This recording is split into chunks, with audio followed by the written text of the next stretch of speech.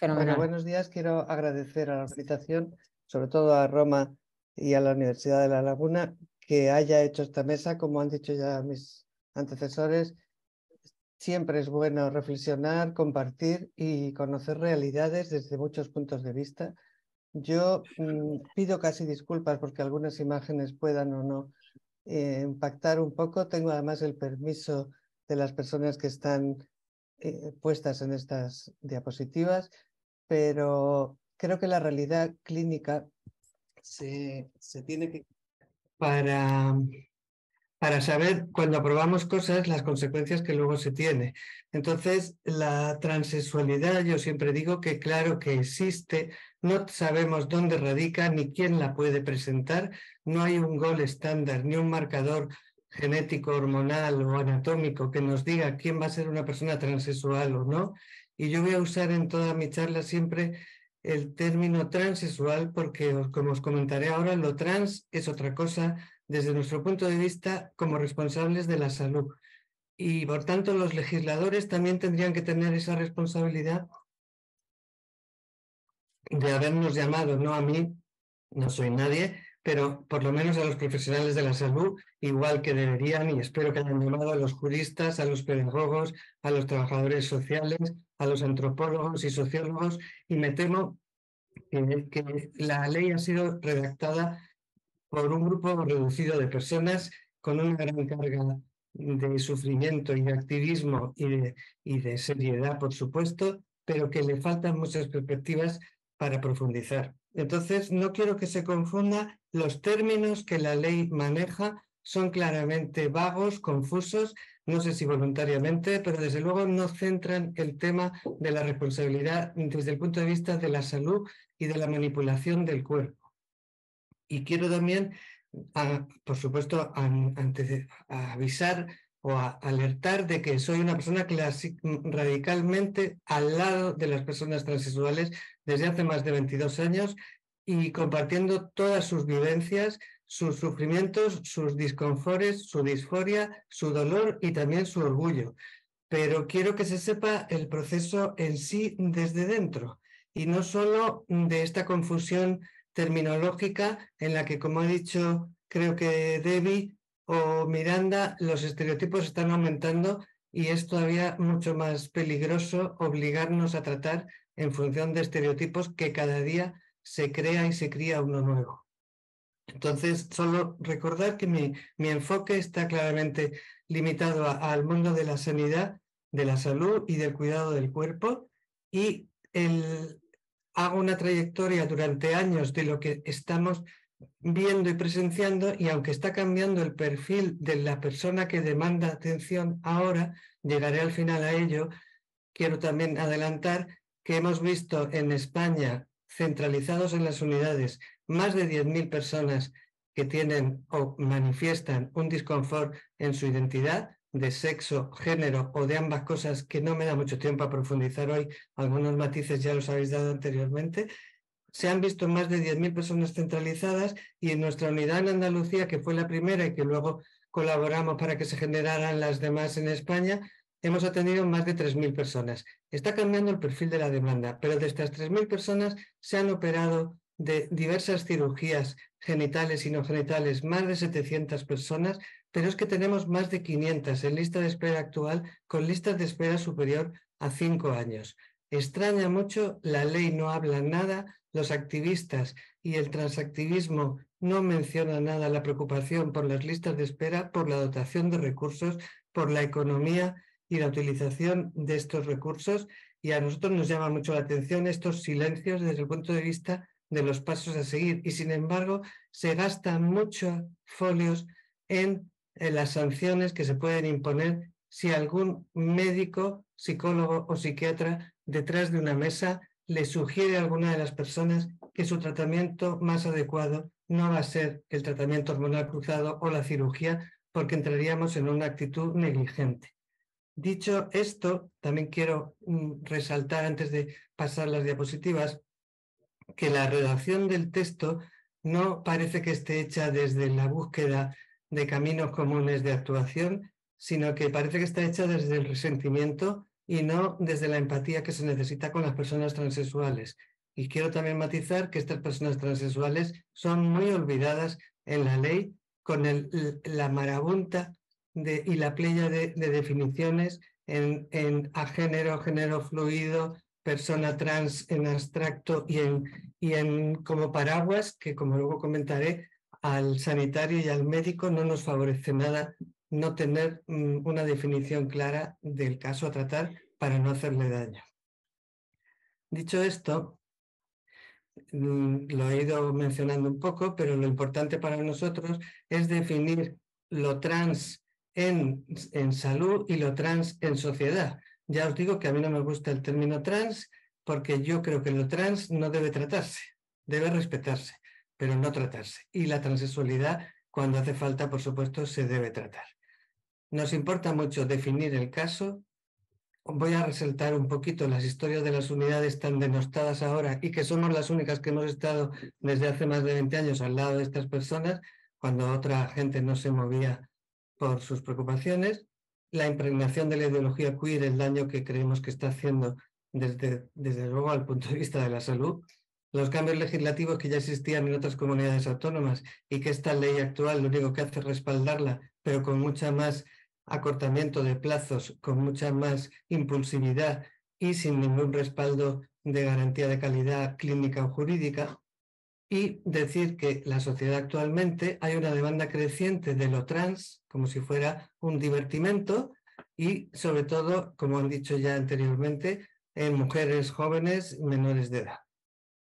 Hay que considerar si esto que está creciendo en la sociedad son personas transexuales o son variantes de expresión de género que, repito, hay que respetar pero no tratar. Y no tienen que modificar una ley y no tienen que invadir ningún terreno ni de la mujer, ni del hombre, ni de nada. Falta, desde mi punto de vista, una reflexión interdisciplinar para abordar estos temas. Hay que valorar muchísimo el impacto de las redes, los modelos de copia en población vulnerable, sobre todo jóvenes y menores, pero también personas que tengan capacidades cognitivas especiales o psicopatologías de base. Y se está imponiendo los discursos acientíficos y se está banalizando la complejidad del proceso transexualizador.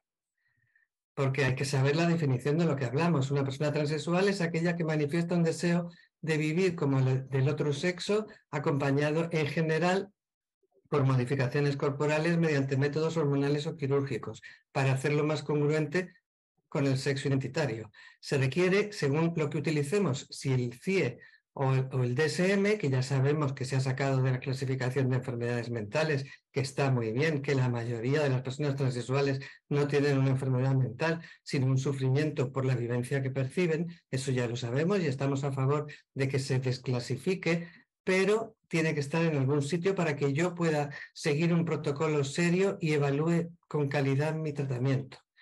Este periodo de tiempo, según sea el CIE o según sea el DSM, tiene que estar entre 6 meses y 2 años la persona manifestando esa intención. Se le cambia el nombre de disforia de género por incongruencia de género y se clasifica en otro punto en el CIE 11 que ha sido ratificado este enero del año 22, aunque se redactó en el año 18.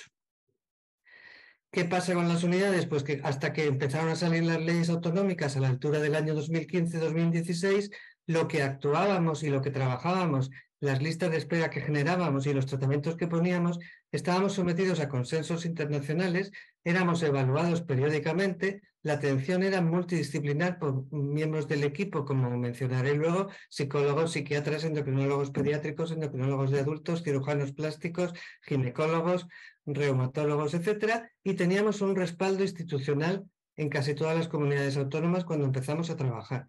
No teníamos evidencia ni certezas en el seguimiento a largo plazo de la infancia, en los codiagnósticos o sujetos que no se pueden clasificar bien como transexuales. No nos ha dado tiempo a evaluar cuántos diagnósticos diferenciales hay, que hay muchos y no tengo aquí tiempo ni es el momento, y qué pasa en la tercera edad o cuánto tiempo seguir los tratamientos. Pero es que la experiencia actual, a partir del año 16, con las leyes autonómicas, en esta ley nacional y con las leyes previas aprobadas en las comunidades, hace mención continuada sin saber de qué se está hablando, y nosotros sí lo sabemos y lo sufrimos, de despatologización. Se le llena la boca a la gente de hablar la palabra despatologización sin saber lo que implica detrás. Autodeterminación, que por supuesto nadie está en contra de una autodeterminación para que nos cuenten su historia, pero no para ir mañana corriendo al registro, por si acaso esa determinación en el registro tampoco es inofensiva, y sobre todo en niños y en menores. Se está vendiendo la medicina transafirmativa como si la anterior hubiera sido una medicina transnegativa. Está desapareciendo el equipo y la atención se hace ahora aisladamente, la mayoría de los sitios con despachos de endocrinólogos sin soporte psicológico, ni sociológico, ni pedagógico a su lado. Se ha vetado el profesional que hacía la evaluación psicológica y psiquiátrica o la evaluación diagnóstica para evitar diagnósticos erróneos, y se ha impuesto el bloqueo puberal y el tratamiento hormonal cruzado casi como un modelo a seguir en primera y segunda visita en menores, incluido cirugías, que se está planteando cambiar la fecha de cirugía, la edad, a los 16 en vez de a los 18, como un método de ensayo-error que no estamos de acuerdo algunos de los que somos críticos reflexivos con esta ley. ¿Qué llamamos despatologización? No os voy a leer la diapositiva entera. Yo os dejo si queréis la presentación, pero se puede buscar el Stop Pathologization del año 2012, pero leer abajo nada más que no se acata ningún tipo de catalogación, etiqueta ni definición impuesta por la institución médica como si fueran tus enemigos y no tus compañeros de viaje, y que se reclama el derecho a autodenominarnos, y yo diría autodiagnosticarnos, autotratarnos y exigir lo que creemos que es mejor, pero luego ¿a quién reclamamos?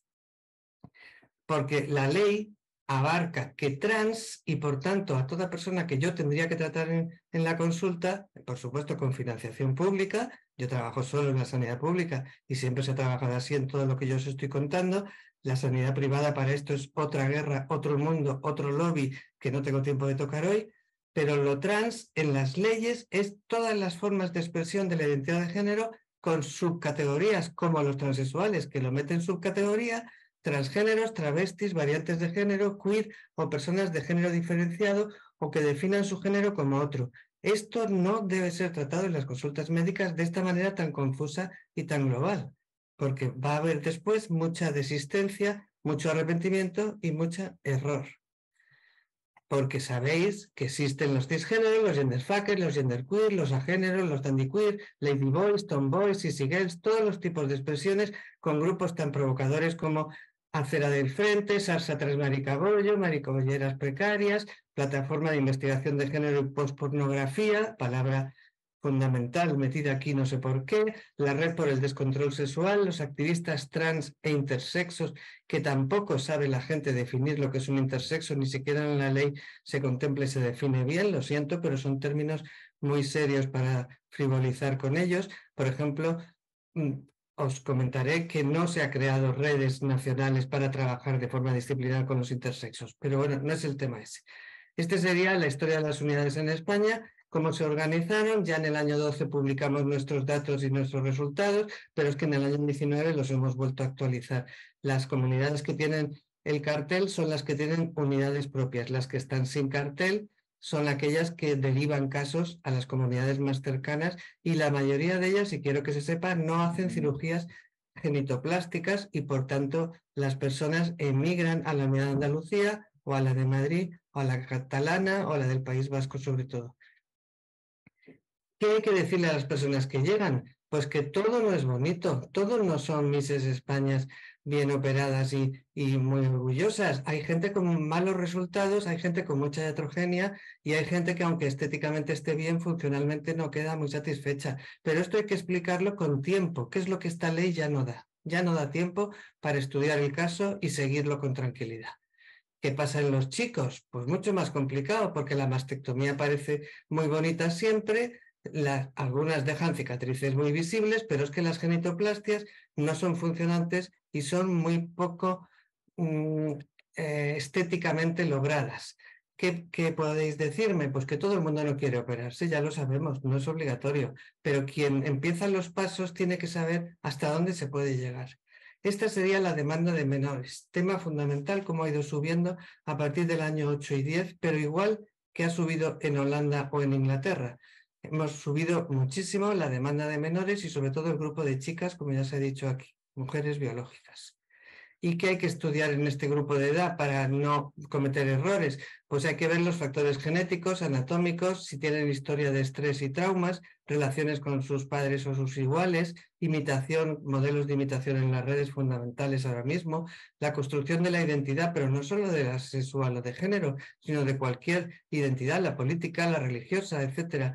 Cómo enfocan su sexualidad, si están confundiendo, que sí lo están confundiendo, la sexualidad con la identidad y con la orientación, el rechazo a la normatividad, el deseo de ser diferente, los factores psicopatológicos previos, los ambientales, las drogas, la epigenética, todo esto hay que considerarlo cuando tengamos un menor en la consulta y no en la primera visita, en sucesivas y en largo tiempo de acompañamiento.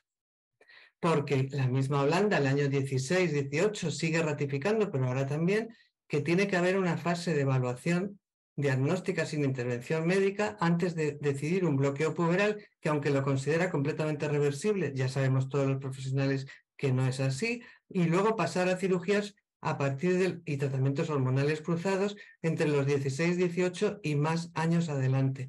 Esto significa haber seguido a la persona prácticamente 4 o 5 años antes de ir tomando decisiones radicales. En España, en las comunidades autónomas y en la ley nacional, toda la fase de evaluación psicológica inicial y de acompañamiento inicial está vetado y prohibido, incluso sancionado. Todo esto, hemos escrito diversos libros, muchos artículos de investigación, pero simplemente saber que quien quiera no se puede mencionar siempre los artículos con sesgo, que los resultados favorecen al político, al legislador o al redactor de la ley. Hay que consultar todo tipo de artículos en pro y en contra de la ley que se está mencionando. Y hay que mirar a los países de alrededor, ya se ha comentado aquí, Holanda, que es el país pionero, no hay que mirar tanto a América, que tiene un modelo de sociedad muy distinto, donde el que paga manda. De hecho, no hay personas transexuales en América de bajísimo nivel económico, no hay casi en la población de color, salvo grandes actores, actrices y familias, pero hay que irse a los modelos europeos, que se parecen mucho más a nosotros. Holanda ha creado un comité donde había antes 5 o 6 personas, ahora hay 30, y donde se valora muchísimo la elección del caso y el pronóstico del tratamiento. Finlandia, Suecia, Reino Unido, Italia, Canadá, Francia, Alemania, etcétera, están reconsiderando sus políticas, sobre todo de atención a los menores. El estudio CAS de Reino Unido ha hecho un análisis de 525 revistas y solo 25 tienen alto rigor metodológico para poder tomar decisiones sobre qué hacer en el grupo de menores. Esta gente llevaba 10, 12, 15 años por delante de nosotros para trabajar con las personas transexuales y es donde tenemos que mirarnos para que no nos ocurra en el futuro lo que está pasando ahora en estas sociedades occidentales. Bueno, occidentales, pero próximas a nosotros. Muchas gracias.